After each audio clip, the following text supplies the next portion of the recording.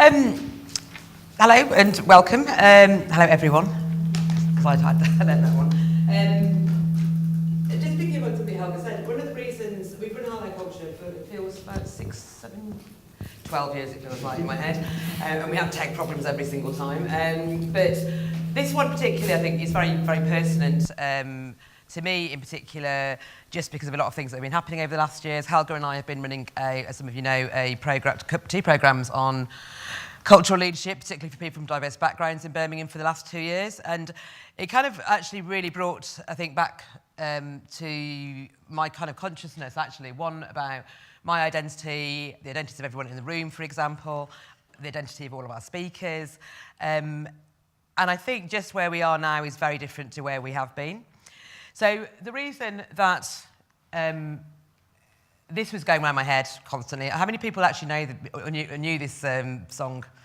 Everyone over the age of 30 is putting their hand up, by the way. I do like, actually, that as a result of this, polystyrene has been trending on Twitter, which was very good, because there's a film coming out very shortly, actually. I think it's been made by somebody in Wolverhampton, actually.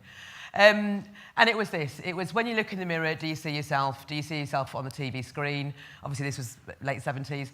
Do you see yourself in the magazine? For those that don't actually know, and I do talk about this quite a lot, I'm Sri Lankan, I'm Tamil, I'm Catholic. I'm just like a whole mixture of feeling guilty all the time. I'm Brahmin, and Helga always points out, I was wondering how long you would take to say the word Brahmin. If you're Asian, you'll definitely know what Brahmin means. I'm a British citizen. So in Birmingham, when we came here in the early 70s, that pretty much made us a minority of 5. It was me, my mum, my dad, my brother and my sister. We are a very, very specific group of people, though I did once ask the local authority for my own tick box, so they were going to put me a tick box in, but I pointed out, when we get to the German-born, we are a minority of 2, which is me and my brother. So I didn't really want my own tick box. But growing up in Solihull in the 70s, we were kind of exotic, we were different, we were unique, we were special, and we were pretty much a talking point in the neighbourhood because we were obviously really middle class, so nobody really... We didn't suffer a lot of racism, not in Solihull. In Birmingham we did, but not in Solihull, because everyone basically only had a go at you if you only had the one car. Or didn't have a pony, and I didn't have a pony. But it did feel, so I didn't see myself represented. It wasn't really a huge issue, but you do start looking around, and I was reading a lot. My father got me really into reading a lot of books of writers of colour, of artists of colour. So I kind of grew up with that, but not seeing it in the world around me. But it did feel like things were changing. The doors were creaking open. Same-sex marriage came in, reproductive rights, and the legal protection of people from discrimination in the workplace and in wider society, through the 2010 Equality Act, made the world feel exclusive. And I'm going to say made it feel exclusive, because it turned out it actually wasn't. And then along came Brexit, and Trump, and Ferguson, the refugee crisis, Charlottesville, Windrush scandal, Grenfell. And with it has come in the last couple of years a rise of polarised and endemic racism. And the world seemed to explode. This time, from the difference between the 70s and the 80s, was the anger seemed to come from all sides, and the world became literally very black and white. Binary views were held front and centre, and the underlying heteronormative structures were revealed to be very much still in place. They'd just been obfuscated by a veneer of legislation and acceptance. And it turned out the words inclusion had just been built on permissions and invitations in, after all. But this time it feels different. This time there is a plurality of voices, of debate, dissent and democratic activism. The cultural hegemony has been disrupted. It's been disrupted by people online, forming new communities and allies, creating a new narrative on inclusion, which is not predicated on anyone's permission or an invitation in, but on collaboration, on equality of discourse and equity of diverse cultural value. Black Lives Matter, the People's Vote March 2 weeks ago, Occupy, Roads Must Fall, Curriculum So White, Decolonisation, Windrush Day, same-sex marriage, repeal the 8th, Me Too, the disability rights movement, LGBTQI activism. This is all being driven by people outside mainstream infrastructures and outside the kind of mainstream bodies that actually hold the keys to being gatekeepers. And I always use this quote from Stuart Hall, which David will know very well as well. Cultural identities come from somewhere, but like everything which is historical, they undergo constant transformation. Far from being internally fixed in some essentialised past, they're subject to the continuous play of history, culture and power. And what I see now is, in a binary world, the non-binary has come to the fore. the past that has been essentialised and very fixed is now being absolutely subverted. And it's been subverted by a narrative that by those who haven't felt represented and who've been marginalised, and where self-identification is respected and valued.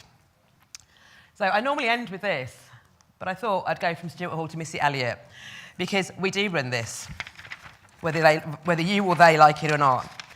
Hello Culture today is about exploring new digital narratives and identity. And the artists, academics, technologists, and everyone on the panels are all creating new dialogues and communities and modes of practice.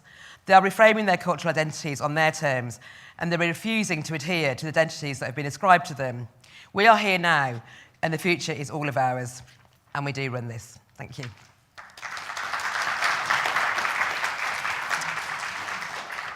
I'll have people remember Missy Elliott up on that. But before I pass over to Clayton, I've got a couple of thank yous, because most of them are in the room, actually, so I'm going to have to. I do actually really want to thank... I haven't finished yet. See what I mean about the man? Always being kept down by the white man, that's all I'm going to say. God, is that the next thing? Sorry. I've got the presentation, I can just turn it off. Well, basically, I just wanted to say thank you to Arts Council England, to our funders. They have been huge supporters, not just of Hello Culture, but of the agenda around diversity within the arts. I think most people know what I feel about diversity in the arts in this country and in the city, but that's a whole other conference. But I think the agenda and the conversations that are coming out from Arts Council are really important, and they are looking at things like Creative Case have been really important in driving the diversity of the arts sector in particular. Huge thanks, as ever, to Birmingham City University and to our partner Steam House, the Astonish programme and the European Union. Do I need to say anything about the European Union, Clayton? Just that we couldn't live without them. We couldn't live without them, and please don't go. And I want to say thank you to our partners BOM, who are co-curating or curating the second panel, and our production partners at... can you just go outside and get me something from outside? Sorry. Okay, that's okay. Our production partners, Stone Junction, Rules of Motion, guys at the back, hello. The wonderful Stage Text, who, for all of the speakers today, where you'll see an amazing array of vocabulary, Stage Text have been translating all of that as we've gone along, and they do keep up with me, which I always think is pretty good. But finally, there is one person I always really want to thank. If you'd have known the drama we've had this week, the person we can't ever do this at, all these kind of events rest on one person, and it's always Charmaine Stint. And Charmaine is our production person. She is our go-to person. She makes everything happen. She stops me from crying, and you did nearly stop me from crying 3 times today. So Charmaine, just wanted to say thank you so much from all of us. She is amazing, honestly. Thank you. It's a pleasure, as always. She did say it was a pleasure, so can you record that? Make sure. Thank you very much, and I'm going to pass over to Clayton. Can I turn you? That's why I was rumbling. Okay, then. So I'm going to talk a bit about Steam House to start off with. So before Steam House became a physical space in Digbeth, it was a concept. It was an idea, a centre for innovation and creation. Our dream was to unite talented people from different disciplines to bring amazing new ideas to life. STEAM links the arts with science, technology, engineering, arts and maths, and moreover, it's a metaphor for interdisciplinary working and creativity.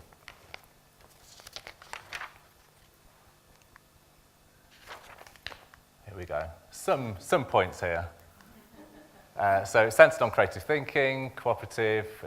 We like this idea about something being zigzagged, not a straight line, finding unexpected solutions, collaborative working, and reciprocal relationships. This is the footprint of Steam House. It's 15,000 square feet. It has workshop spaces in wood, metal, print, and digital. But now Steam House is a reality. We can see the space doesn't shape us. We, the artists, the innovators, the dreamers, the thinkers, shape the space. They come to us with unique and imaginative ideas and an openness to share and collaborate. And they come to find and meet people within and beyond their disciplines to expand their ideas and to look at new ways and contexts to apply them. So what is Steam House? We could say that with a focus on diversity in technology, we support different and diverse approaches and methods and allow for a fluidity and an iterative approach to STEAM which democratizes access.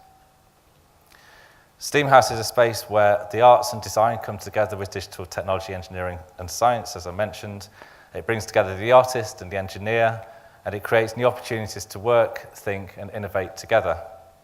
STEAM House is informed by global trends across culture, society, technology, politics and economy, and it aims to stimulate, surprise, engage and enlighten.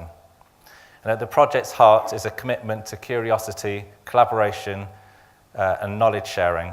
And it's a safe space to experiment, test, prototype, alongside individuals, businesses and researchers from a different range of disciplines, sectors and backgrounds.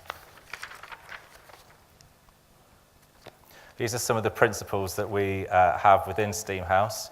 So this is about being open-minded, establishing unexpected partnerships, finding opportunities for serendipity. There is this idea about vulnerability, things that might fail, and being flexible and not forcing outcomes. But STEAM House as well it houses a well-equipped makerspace with staff and facilities to support production in digital, print, wood and metal. We have a customizable challenge space and a STEAM Lab challenge event space to generate new ideas and create space for innovation and collaborative working. And for our members, we have a co-working space which offers an informal working environment. Important to mention, it's led by Birmingham City University in partnership with an arts organisation called Eastside Projects, and is funded by the European Regional Development Fund and Arts Council England. Thank you, Arts Council. And it's open to micro businesses, small businesses, as well as sole traders. Our Digbeth site is the first phase of STEAM House. It's a prototype for what's going to be a much expanded phase 2, which is planned for 2021, which is going to be just up the road from here. And it will house everything that we have in STEAM House, which is 15,000 square feet worth of content up into something which is 10 times that scale. And it will house a STEAM Academy, incubation space for startups, a research centre, a makerspace, business support programmes, event spaces, public areas, retail and workspaces, including co-location space for innovation active companies. This is a slide that we like to refer to. This is the emblem for Birmingham, which has on one side the artist and the other side the engineer. So there's a kind of long-running history in a city around this kind of working. And so if interdisciplinarity underpins STEAM House, it's because we recognise the need for diverse voices, diverse content, and diverse creation. And by facilitating an open space for innovation, we can respond to, rather than direct those voices, giving an equitable platform for discourse and dissent, ideas and innovation, creation and craft. STEAM House partners with Hello Culture collaboratively to curate the programme and hopefully provide a forum beyond the day when those ideas and thinking can develop and flourish. And if Hello Culture Identity explores how the arts and digital sectors can find new ways to forge practices, collaborate with other sectors and contribute to creating new opportunities for experimentation, then STEAM House, through curiosity and collaboration, becomes a place for those new practices to flourish and disrupt established methods of practice and representation. And as the world becomes more fluid and intersectional, less binary and less reductive, so STEAM House imagines a future of diversity in people, practice, perspectives and production. So that's the end of what I have to say, but just a quick plug. If you would like to find out more about STEAM House at some point during the day, please just find me and enjoy the day. Thank you.